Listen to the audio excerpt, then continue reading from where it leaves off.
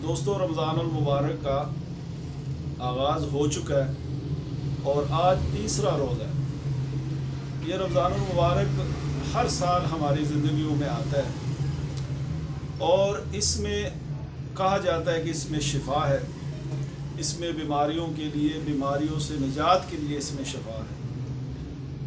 लेकिन हमारा खाना पीना, हमारी जो तर्ज़ ज़िंदगी है, ये लाइफस्टाइल जो हमारा ऐसा बन चुका है कि वही रोज़ा जो हमें बीमारियों से निजात का बायस बनना था, बीमारियां पैदा करने का बायस बन चुका है। हमारी अपनी गलतियों की वजह से, हमारी अपनी लाशऊरी की वजह से, हमारी अपनी कोताही की वजह से ये रमज़ान जो बायस रहमत था, इसकी वजह से हमारे लिए ये ज़हमत बन जाता है। याद रखिए, रमज़ान जो है ये ज़हमत नहीं है, बल्कि हमारी जो बेवकूफ़ियाँ हैं, हमारी जो लाशऊरी है, शऊर की जो कमी है, इसकी वजह से हमें नुकसान उठाना पड़ता है। अगर हम सही तरीके से सोच समझकर और फितरत के मुताबिक अगर ये रमज़ान गुजारे जो और खाना पीना हमारा दुरुस्त हो, तो बहुत सारी बीमारियां ऐसी हैं जो बग़ैर अद्वियात के, बग़ैर किसी किस्म की मेडिसन के हम इन बीमारियों से निजात हासिल कर सकते हैं। हमारा आगाज़ कैसे होता है सहरी का, जो मैंने देखा है, जो रोज़ आप भी देखते हैं कि हम उठते हैं सुबह, लेट सोते हैं, लेट सोने के बाद चंद घंटे सोते हैं और सहरी हो जाती है, तो हम उठ के पहले तो हम पानी पी लेते हैं। रात का पानी, ठंडा पानी हम 2-3 गिलास पी लेते हैं, हालांकि हमें उसकी ज़रूरत नहीं होती। पी के हम उसके बाद हम खाने के लिए बैठ जाते हैं, पराठे खाते हैं। हमें जितनी रोटी हम खाते हैं, जितना खाना हम खाते हैं, उसकी भूख नहीं होती, लेकिन फिर भी हम निगलते हैं, जमा करते हैं, पराठे खा लेते हैं, पराठों के साथ सालन खा लेते हैं, जो भी पका हो, रात का सालन हो, हल्का है, ज़ूद हज़म है, देर हज़म है, जो भी है हम खा लेते हैं। लस्सी पी लेते हैं। ये बात भी मशहूर है, मकबूल आम है कि लस्सी से प्यास नहीं लगती, तो हम 2 गिलास लस्सी भी पी लेते हैं। उसके बाद दही भी खा लेते हैं। ये सारा कुछ खाने के बाद चाय भी पी लेते हैं कि दर्द सर नहीं होती इससे।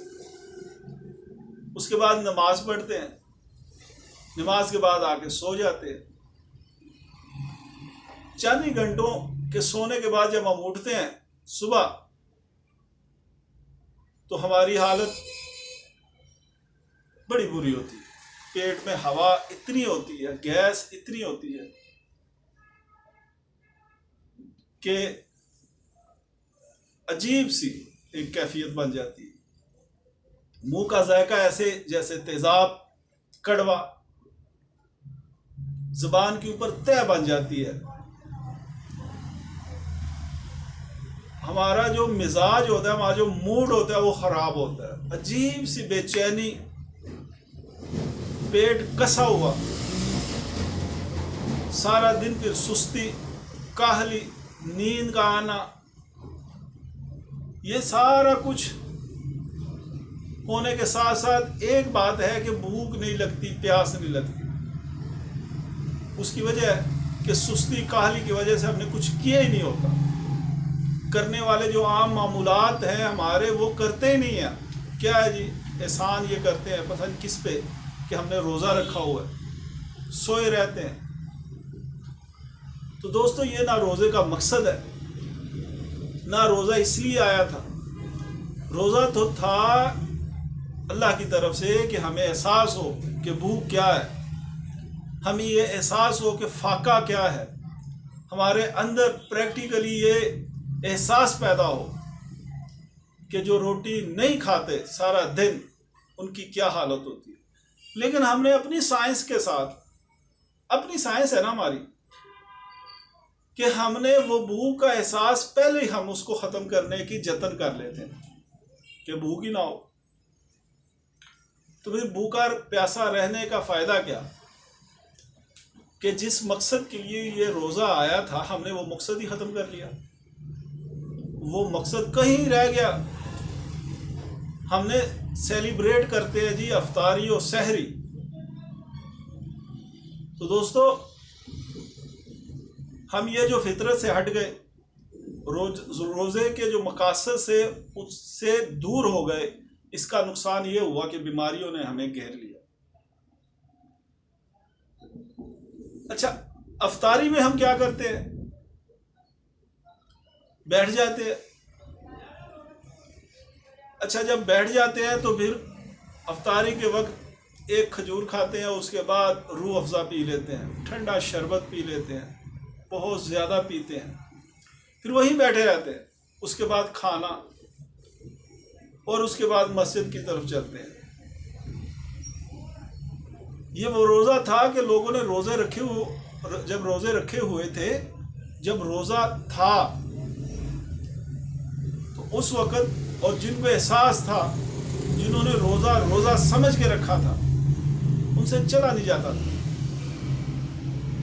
भूख की वजह से नढाल इतने होते थे कि चला नहीं जाता था उनसे। मैंने अपनी आंखों से देखा है अपने बुजुर्गों को।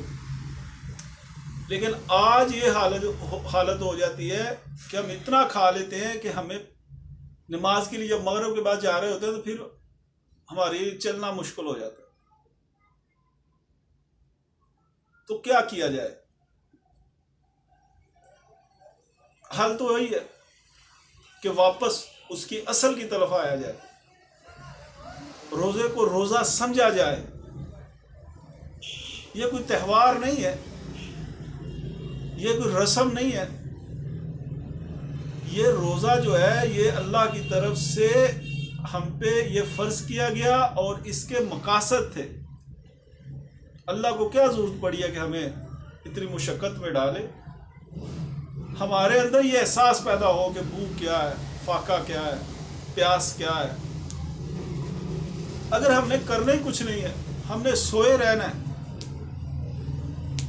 हमने खाई इतना लेना है कि शाम तक वही नहीं हजम हो रहा होता, बल्कि बदहजमी हो जाती है, फिर ये वो रोज़ा नहीं है। क्या किया जाए जी? इसका हल भी बड़ा आसान है। सुबह पानी की प्यास ना हो तो ना पिया जाए। पानी पीना है तो घूंट दो घूंट पी ले।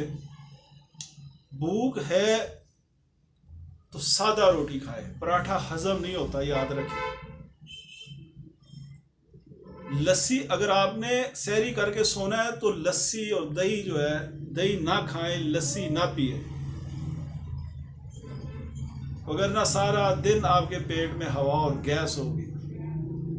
ये जो तेज़ाबियत पैदा होती है, ये ज़बान पे जो तय बन जाती है, ये जो सारी सुस्ती है, ये पानी, लस्सी और दही है। कम खाएं, काम की चीज़ खा लें, सादा ग़िज़ा खाएं, चबा चबा के खाएं और उतना खाएं। अगर ज़रूरत 2 रोटी की है तो 1.5 रोटी खा के बस कर जाए। और अफ्तारी में भी, अफ्तारी जो है उसको भी इसी तरह सादा बनाएं। अफ्तारी में भी रोज़े के जो मकसद है ना, मकासद जो है, उसको सामने रखें। अफ्तारी करें। अगर आपको प्यास है, प्यास के मुताबिक पानी पी ले। बहुत ज़्यादा ठंडा ना हो, सादा पानी हो।